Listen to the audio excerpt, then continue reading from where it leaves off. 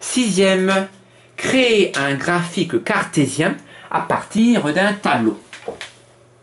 Réaliser, exercice 30, page 103. Réaliser un graphique cartésien pour représenter la masse d'une gerbille en fonction du temps.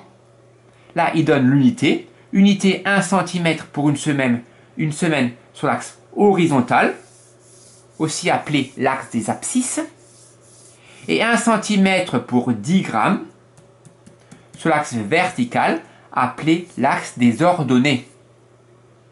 Donc là, il donne un tableau, le temps en semaines, 0, 1, 2, 3 jusqu'à 16, et la masse en grammes de 5 sur 80. Et donc, il faut représenter graphiquement cette situation. En 0 semaine, c'est-à-dire quand il naît, le gerbille a une masse de 5 grammes. Donc je me place en 0 ici dans le temps, et 5 grammes, ici la masse de 5 grammes. Après une semaine, il a 8 grammes. Donc après une semaine sur les abscisses, il a 8 grammes. 8 grammes, c'est 2 traits avant le 10. 8 grammes. 2 semaines, 10 grammes. 2 semaines, 10 grammes. Donc je place les différents points sur mon graphique. 3 semaines, 18 grammes. 3 semaines, 18 grammes. Donc 2 traits avant le 20. 4 semaines, 30 grammes.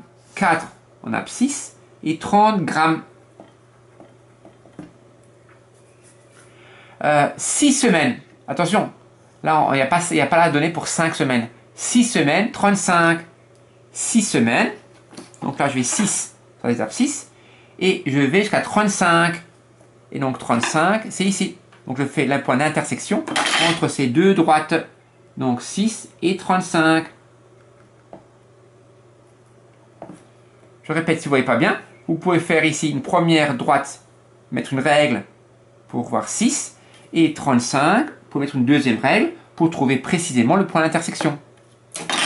Après, il y a 8, 40. Donc 7, il n'y a pas de données. 8, c'est ici 8 semaines.